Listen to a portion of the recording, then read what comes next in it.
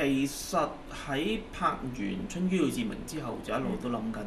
其實一方面又會想拍喺內地能夠放映嘅合拍片啦，咁但係同一時間亦都會想拍一啲純香港比較瘋狂啲嘅製作。咁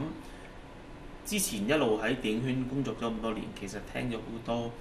好奇怪嘅故事，咁我覺得好有趣，咁我覺得好想不如拍一個瘋狂喜劇，咁就於是開始有 Bulgaria 呢個 project，咁就一邊拍一邊諗，一邊拍一邊諗。嗯，其實唔係完全冇劇本，就有一個故事嘅結構喺度㗎啦。咁但係可能每一場戲嘅對白其實都好多時係即場去諗嘅，或者係早一日去諗嘅。咁因為有牽涉到，其實我又揾咗好多我嘅朋友嚟客串啦，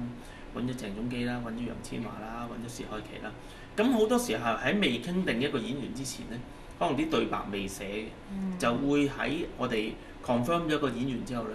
可能就住佢 tailor make 一場戲咁樣。咁所以好多時都係會定咗啦，3日後有時間拍，咁我哋嗰3日就開始諗到底點寫個劇本。咁幾多 percent 係真實嘅故事咧？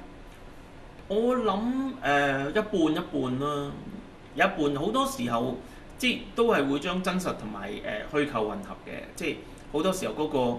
嗰個背景係真實嘅，即係個古仔嘅開頭係真實嘅，咁嗰 part 我個頭係真實嘅，咁可能後段就係創作出嚟。因為其實呢部戲咧，我哋公司開始攞嗰陣時，好啲 idea 係即係啲人好唔同嘅，有啲人好中意，有啲人話完全唔明喺度講緊咩。咁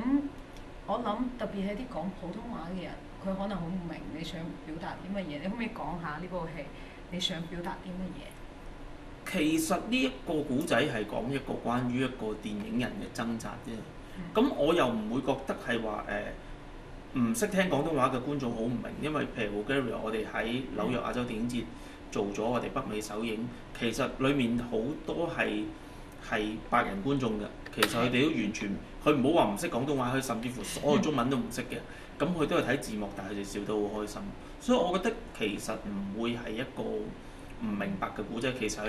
佢係一個瘋狂喜劇嚟嘅。我覺得特別係瘋狂喜劇，好多時候其實喜劇嘅元素係好 universal 嘅，即係有時候有啲笑嘅嘢，我哋大家嘅笑嘅嘢都一樣。當然有啲 local culture 嘅嘢，可能大家會有分別，但係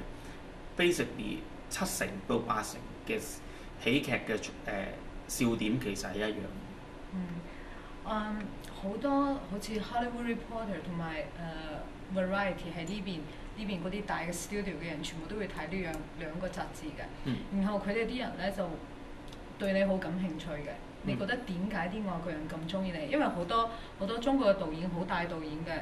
啲外國啲記者唔感興趣嘅，佢哋覺得冇乜特別。你覺得你嘅特別喺邊啊？我諗我嘅比較同其他導演唔同，就比較